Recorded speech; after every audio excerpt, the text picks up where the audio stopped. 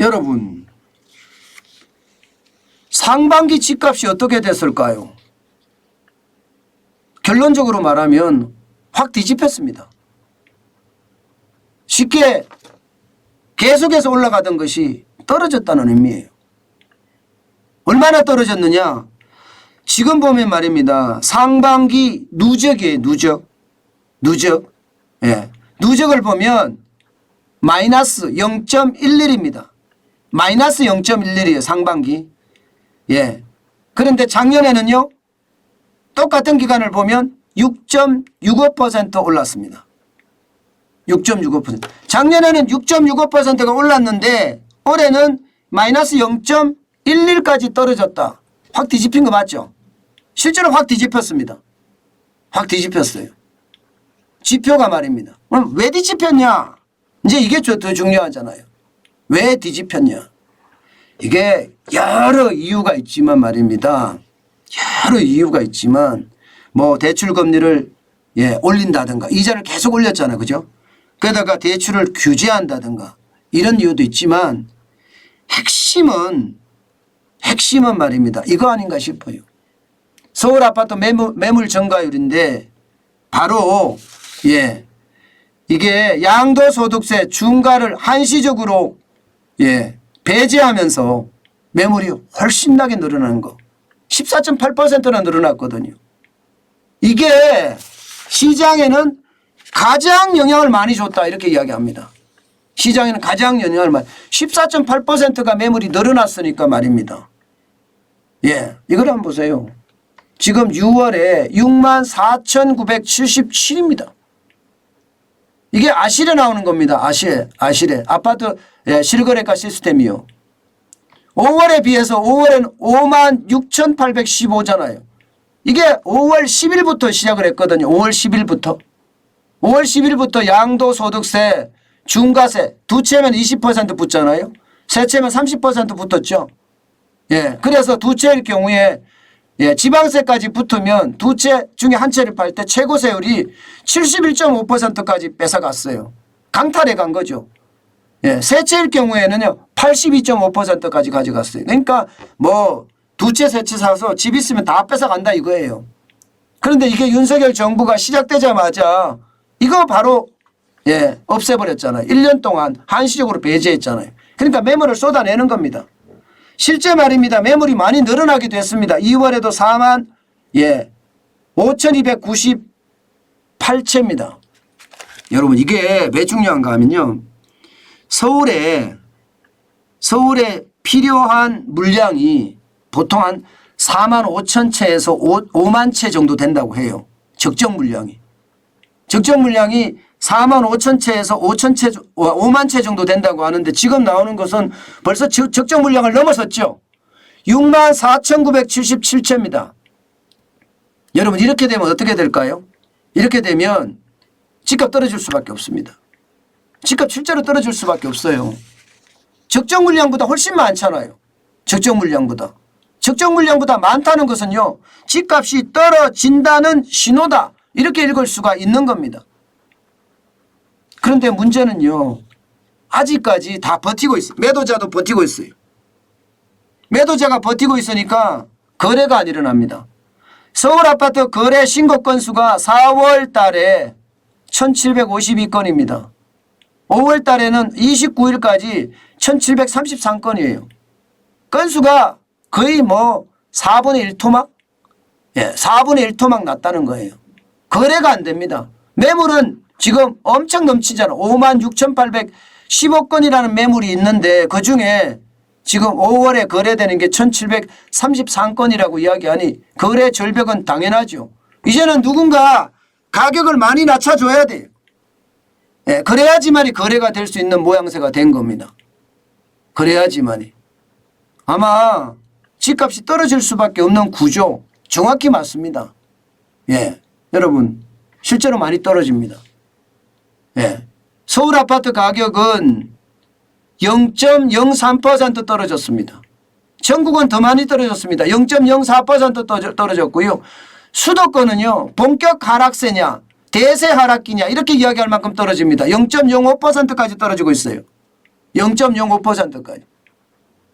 이게 여러분 대통령 선거가 끝나고 진짜 많이 떨어지는 그런 모양새를 보이고 있는 거죠. 예, 진짜 많이 떨어지는 모양새를. 저는 이것을 보면서 말입니다.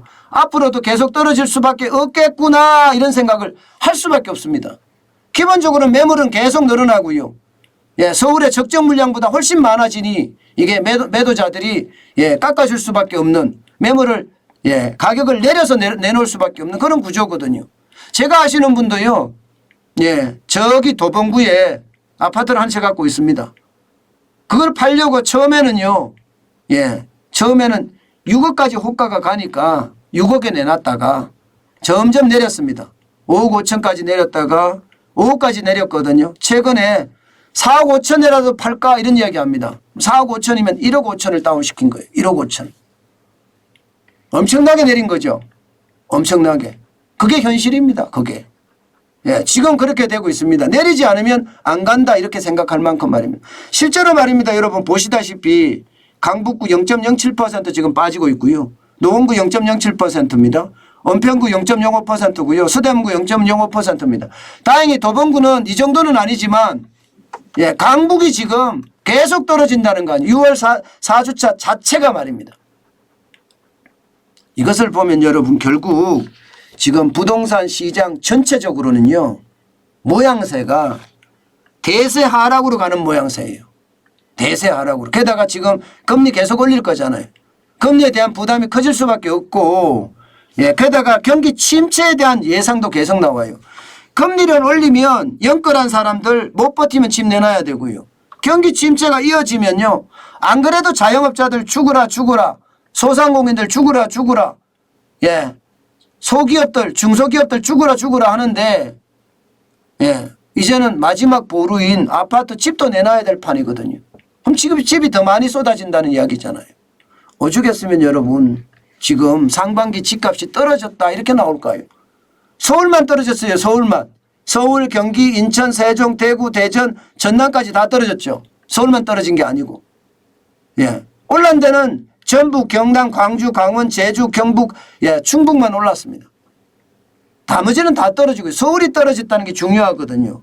왜냐하면 이게 변곡점이 될 수 있으니까요. 서울이 떨어졌다 이러면 변곡점이 돼서 실제로도 떨어질 수가 있습니다. 게다가 여러분 이거 한번 보세요. 제가 충격을 받는 건 이런 거예요. 공급이 줄어드는데도 하락한다. 여러분 2021년 전국의 주택 착공 분양 실적을 나타내는 지표인데 2021년에 5만 2,407건이 착공을 했습니다. 그런데 올해는 3만 494건이에요. 41.8%나 줄어들었어요. 공급이 그만큼 일어나지 않는다는 거예요. 분양도 마찬가지입니다. 분양도 2021년에 2만 1,239가구였거든요. 그런데 올해는요. 17,358가구에 18.5%나 줄어들었어요. 이게 공급이 줄어드는데도 지금 집값이 떨어지고 있는 거예요. 지금까지 뭐라고 했습니까 여러분? 지금까지 공급을 해주면 집값이 떨어질 거다 이렇게 이야기를 했는데 결국 문재인 정부도 잘못한 게 예, 이 폭탄 세금 때문에 집값이 오른 거다 이렇게 이야기할 수 있는 거잖아요. 그죠? 폭탄 세금 때문에. 양도소득세 지금 낮춰주니까 떨어지고 있고 금리 올리니까 부담돼서 떨어지고 있고 공급이 줄어드는데도 떨어진다는 것은 여러분 굉장히 시사하는 바가 큽니다.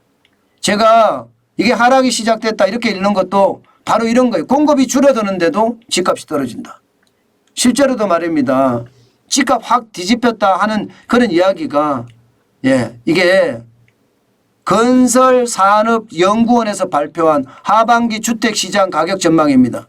보시는 것처럼 전국이 하반기 마이너스 0.7% 떨어진다고 나옵니다. 건설산업연구원이라는 게 민간 예, 연구기관입니다. 민간 연구기관에서 발표한 내용이 떨어진다 이렇게 이야기하고 있는 겁니다. 여러분들에게도 제가 설명을 드렸잖아요. 예. 지금까지 많은 사람들이 올해 집값 오를 거다 그렇게 진짜 이야기. 대부분의 예, 사람들은 내년에 집값이 떨어질 거다. 2021년에 말입니다. 그렇게 이야기한 사람이 별로 없습니다. 네. 대부분은 올라갈 거다예요. 근데 결론적으로는 떨어졌습니다. 하반기 더 떨어질 가능성 크다는 거죠. 하반기. 지금 사실 건설산업연구원의 상반기 전국 집값은 올라간다고 했습니다. 근데 서울 집값만 제가 봐서 그런데 그 정도로 말입니다. 여러분 상황이 집값은 좋지 않다. 예. 흐름 자체가 이제 전환점을 맞았다. 저는 막 이렇게 이야기할 수 있습니다. 오죽했으면 제가 집값 확 뒤집혔다 이렇게 표현을 썼겠습니까? 그만큼 분위기가 달라진 거예요. 분위기가. 굉장히 많이 떨어지고 있고요. 예. 어쨌든 집값은 정상화돼야 됩니다. 이 비정상화가 빨리 정상화돼야 되고요. 특히 임대차 3법도 빨리 폐지해서 예, 임대시장도 안정화시켜 가야 됩니다. 자칫 잘못하면 깡통이 나와서 말입니다. 깡통 전세 나와서 더 많은 사람들이 피눈물을 흘릴 수 있어요. 집값보다 전세값이 더 비싼 걸 깡통 정세라고 하는데 솔직히 깡통 정세 많이 나오면 나올수록 예, 시장의 부담은 더 커질 겁니다. 저는 정부가 지금 부동산 정책에 대해서는요 면밀히 쳐다봐야 될 것 같아요. 그렇지 않고 단순하게 보다가는요 예, 이게 자산 대붕괴로 이어지지 않겠느냐 하는 그런 두려움도 좀 있는 편입니다.